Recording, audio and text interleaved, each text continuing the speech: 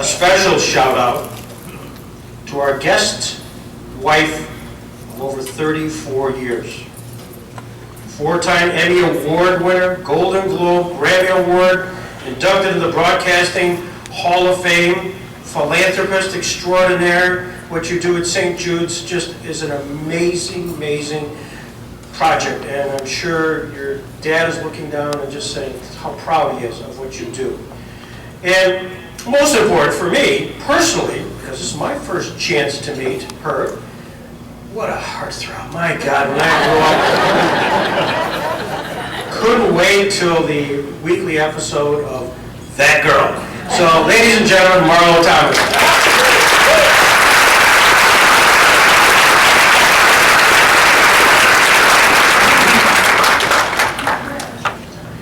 I want a picture later.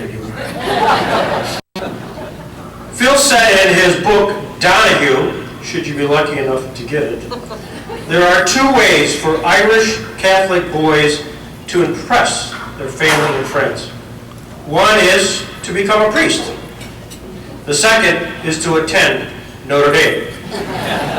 He chose the latter. And he's had a lifelong friendship, relationship, and they still get together, I think, quarterly. But right here is all of that group, 1953, I think, through 57, the Notre Dame, the gang. So we're so glad you're here. So welcome.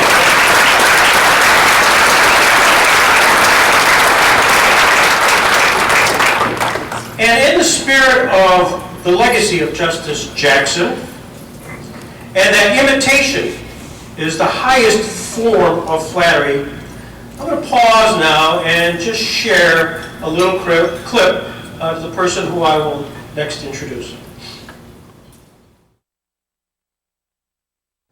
Robert Jackson, speaking for the majority, offered us this wonderful, wonderful passage. If there is any fixed star in our constitutional constellation, it is that no official, high or petty, can prescribe what shall be orthodox in religion, nationalism, politics, or any other matter of opinion, nor may he force to confess by word or act a belief therein. When Phil Donahue was at the Jackson Center a few months ago, and he spoke eloquently about some of these cases, he focused on the Jehovah's Witness case, West Virginia Board of Education versus the Barnett sisters. And Phil Donahue quoted Justice Jackson, and we have to hang on to something, and he called it a fixed star. That's it. You got to hang on to something. A fixed star in our constitutional constellation, and I thought, I'm gonna memorize it like Phil did because it's so profound. And with your permission, I'd like to sing it as well. I got a piano here.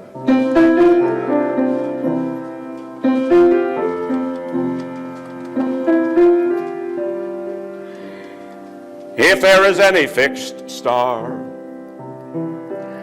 if there is any fixed star, if there is any fixed star in our constitutional constellation, it is that no official, high or petty, can prescribe what shall be orthodox in politics, nationalism, or religion, or any matters of opinion, or force citizens to confess by word or by act their faith therein.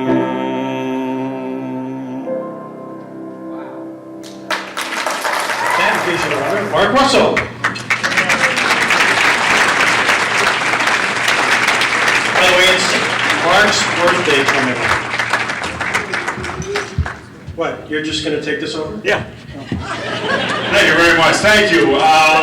Summertime and the lake is polluted. Fish are dying. If you swim, you will too. How are you? How's everybody doing? To paraphrase President John Adams, never before has been such a gathering in one room of sheer power and influence since Greg Peterson dined alone.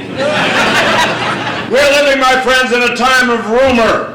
Rumors running amok. One rumor that President Obama will nominate Liz Cheney to be our next ambassador to Iraq. We're living in a time where one of the world's fastest growing religions, the Holy Church of the Hobby Lobby, is in fact opening up a Bible museum on the National Mall in Washington. The opening date will be determined by the rhythm method. We're living in a time where more and more states are legalizing recreational marijuana and same-sex marriage because it says in the Bible that when two men lie together, they must be stoned. And so if you'll open up your hymnals to page 222 and sing along with me. Donahue, there's no one on TV like Donahue. On MSNBC they have no clue. Yes, it's true, we need Phil's verbal daggers aimed at Fox News knuckle draggers. Donahue, this crumbling house of cards is calling out to you. And what you've yet to give, Edward, our Murrow lives in our own Phil Donahue. Before it is too late, Hillary's running mate. Why not Phil Donahue? Thank you very much. Thank you.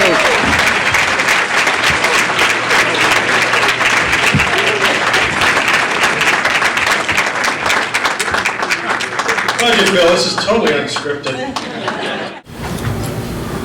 So, Mark Russell's got to come before me, right? You're the closer.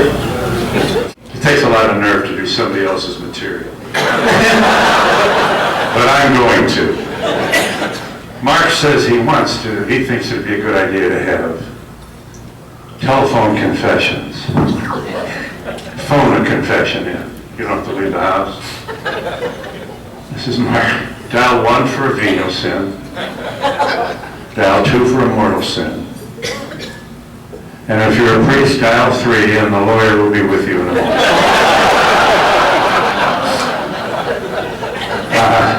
The man has legs. He's always fresh.